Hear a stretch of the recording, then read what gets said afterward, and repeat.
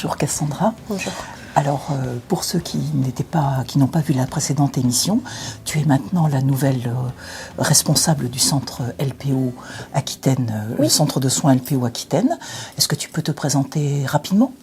Alors oui, moi j'ai été embauchée au centre en 1er mars 2022, donc ça fait 1 an que je suis ici. J'ai d'abord été embauchée en tant que soigneuse, j'avais de l'expérience avant. J'ai obtenu mon certificat de capacité, ce qu'il faut pour pouvoir être responsable d'un centre fin 2021, donc me voici aujourd'hui. Bon, c'est bien, bravo. Donc je crois aujourd'hui, alors nous parlons tout doucement parce qu'il y a un petit blaireau et qu'on ne veut pas l'imprégner du son de nos paroles et du son de l'humain. Exactement. Chez les jeunes animaux, que ce soit oiseaux ou mammifères, le mieux c'est d'éviter en fait trop de contact humain. Donc on essaie de les nourrir rapidement, de s'en occuper rapidement et d'éviter tout le reste des contacts pour le restant de la journée. Comme ça leur facilite les chances de survie dans la nature derrière. Voilà, finalement, ne pas les chouchouter trop, c'est leur donner des chances de survie. Exactement. Pour le dire un petit peu plus carré, on ne chouchoute rien du tout. Voilà, on se comporte un petit peu comme dans la nature, c'est maintenant je t'ai nourri, va-t'en, laisse-moi tranquille, en gros. Donc là j'ai vu que dans la caisse, il y avait beaucoup de peluches, des couvertures toutes douces. Est-ce que tu peux nous dire pourquoi ? Alors les couvertures toutes douces, c'est simplement parce que les jeunes mammifères sont très très fragiles au niveau de la peau, surtout les blaireaux. Donc le but c'est tout simplement d'éviter tout ce qui est brûlure due au tissu, toute irritation et donc des problèmes qui se rajouteraient par-dessus. Les peluches, c'est pour lui faire penser qu'en fait il a une famille, qu'il est accompagné, qu'il a des frères et sœurs. Et pour certains autres animaux, c'est plus pour faire un jouet. D'accord. Et est-ce qu'il va jouer, il va contre les peluches et... Selon les individus, ça arrive. C'est pas tout le monde. D'un blaireau à l'autre, ça va être différent. D'un renard à l'autre, ça va être différent. Voilà. Certains vont dormir avec. Certains vont juste les utiliser comme jouets. On sait jamais vraiment. Mais finalement, si c'est bon pour eux, il faut en mettre. Voilà. Exactement. Merci. Quel lapsus. Merci Cassandra. Noire, hein.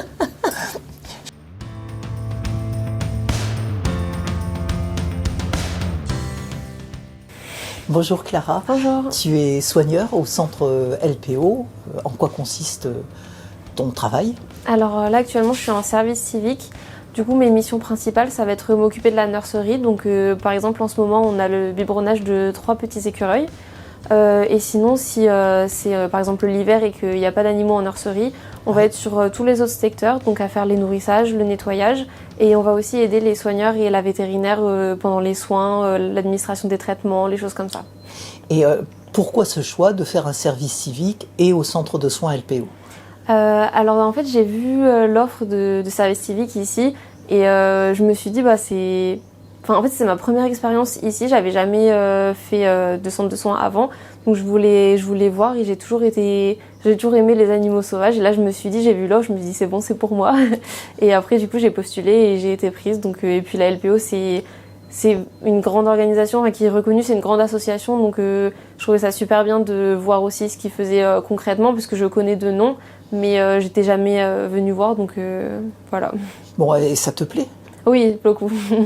Et ton ressenti, c'est comment ? C'est facile, c'est difficile ? Parce que quand même, tu es en présence d'animaux que tu soignes, donc c'est pas toujours évident, parce que peut-être tous ne survivent pas, donc... Oui, c'est vrai qu'il y a des moments où on essaie de s'attacher le moins possible aux animaux, évidemment, déjà parce que c'est des animaux sauvages, donc c'est pas nos animaux, c'est des animaux qui sont en soins.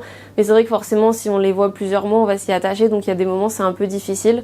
Mais il faut qu'on essaie de prendre un maximum de recul et après, même si certains survivent pas, il faut qu'on relativise en se disant qu'il y en a plein d'autres qu'on a réussi à sauver et il faut plutôt voir le bon côté plutôt que le côté négatif.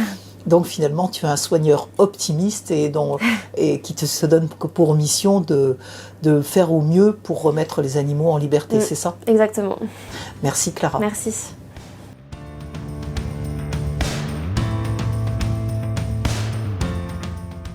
Cassandra, ce week-end, il y a eu une tempête. Et il paraît que les rapports du GIEC nous disent que justement, on va avoir de plus en plus de tempêtes à cause du réchauffement climatique, de plus en plus d'intempéries comme ça. Qu'est-ce qu'une tempête ? Concrètement, ça fait à la faune sauvage? Alors du coup, les tempêtes, malheureusement, ça va perturber le vol des oiseaux marins, qu'on appelle des oiseaux pélagiques. Donc tout simplement, ils vont se retrouver à dériver sur le bord de plage.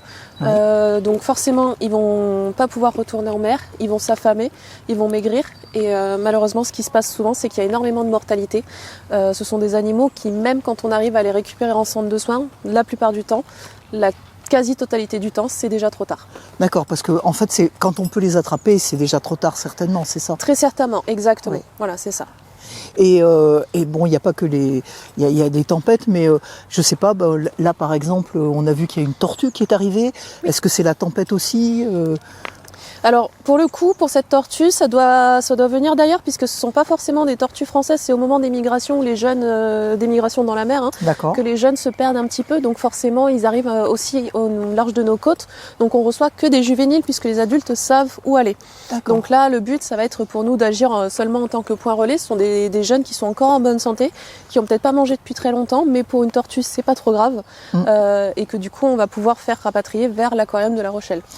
Donc ce qu'on peut dire quand même pour tous ceux qui nous regardent, c'est que finalement ce réchauffement climatique, si les tempêtes se font de plus en plus fréquentes, de plus en plus fortes aussi, puisque c'est quand même, hélas, ce que les rapports nous prédisent, donc il y a un risque accru pour la faune. Exactement. Oui. Ça complète un petit peu tous les incendies, les canicules, ce genre de choses, quoi. Voilà. Et du coup, les orages de grêle aussi. Plus de travail pour vous? Exactement, plus de travail, et ce qui est malheureux, c'est que pour le coup, nous, on est de plus en plus faibles face à tout ça, puisqu'on n'a pas assez de salariés, et puis je ne parle pas que de la LPO Aquitaine, je parle vraiment des centres de soins en France, de tout le monde, on n'est pas assez, on n'a pas assez de main-d'œuvre. Parce qu'il y a de plus en plus justement d'animaux qui sont fatigués, stressés, malades, dénutris à cause de ces tempêtes.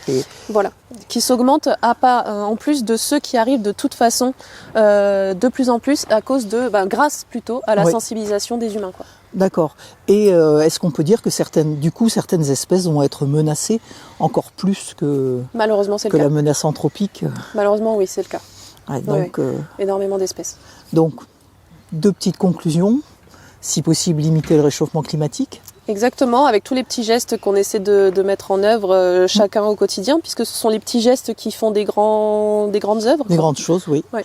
Et puis, deuxièmement aussi, toujours penser à donner à la LPO, justement, pour que des centres de soins comme celui-ci puissent vivre et prospérer. Voilà, nous, ça nous permet de pouvoir acheter le matériel, acheter les médicaments, acheter les soins, acheter le matériel pour vivre aussi dans le centre pour nous.